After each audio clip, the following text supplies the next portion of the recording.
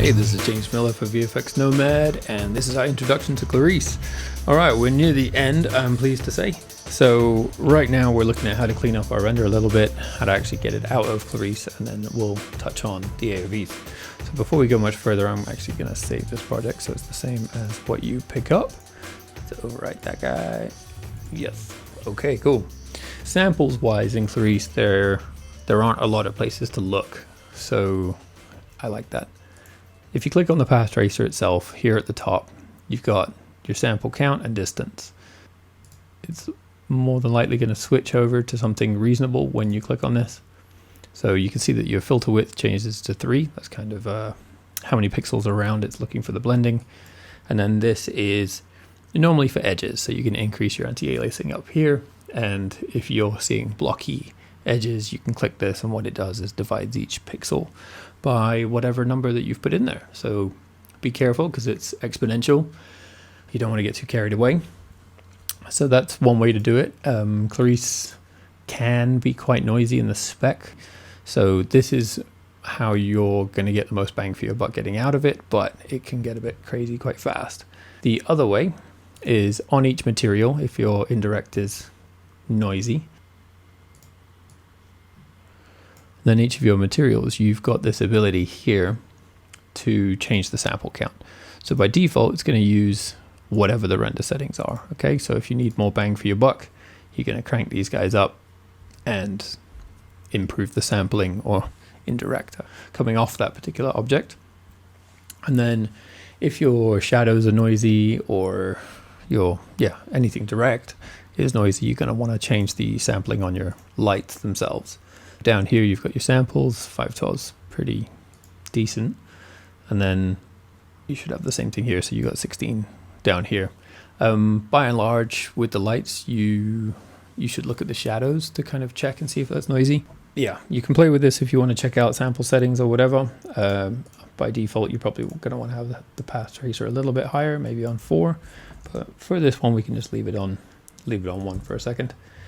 And so now we want to look at how to get this out. Okay, we're kind of done. We just want to go home. So image view, we can see that the image view is rendering at 50%. So we're going to change that to 100. So it's going to render at full size now.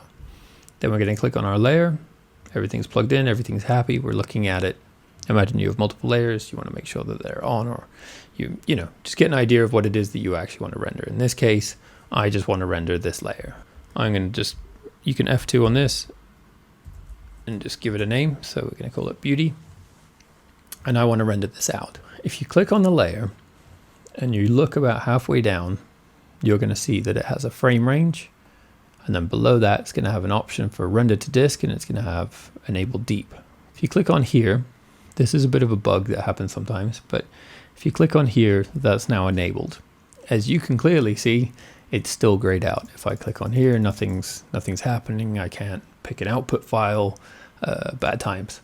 So I'm going to click off this, and this is an easy way around it. If you go to the render manager, we're going to need this anyway to output, and then you turn on from here. This guy then tends to come to life. So by the way, a bit of a hint, if you want it to stop rendering, is you can just zoom out really far. And then it should, in theory, stop its rendering. So let's turn this off and on. There we go. So it's a little bit buggy sometimes, but not the end of the world. You just turn it on here. This guy comes to life. So it's asking you what you want your output LUT to be, probably linear.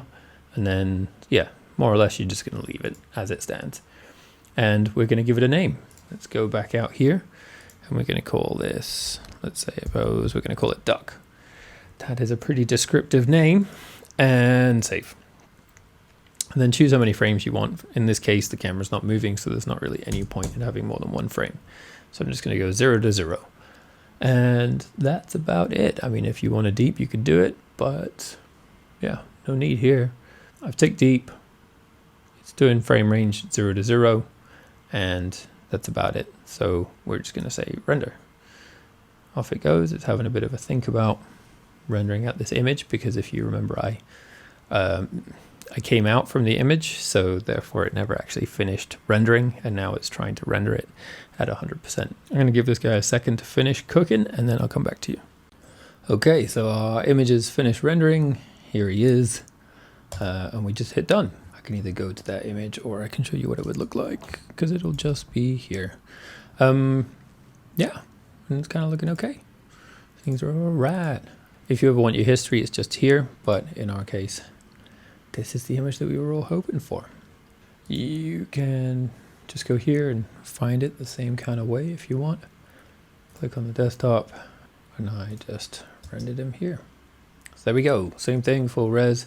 It's pretty good. I mean, this is with full GI, smoothing through the water, and it didn't really take all that long. We're on a puny little laptop here, so excuse it sweating, but yeah, power is okay. Now, the only thing that you may notice here is under this layer section, we're just doing RGBA.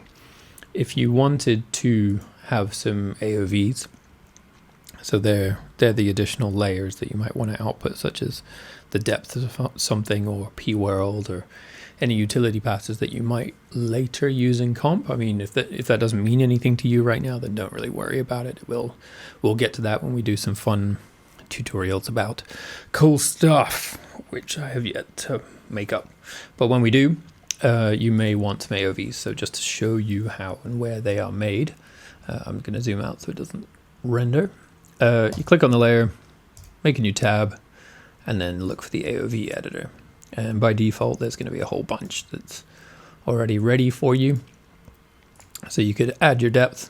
The only thing to make sure of is that you click on a layer, and then you are adding these AOVs to this layer. The most common ones you're going to want to use are motion vector.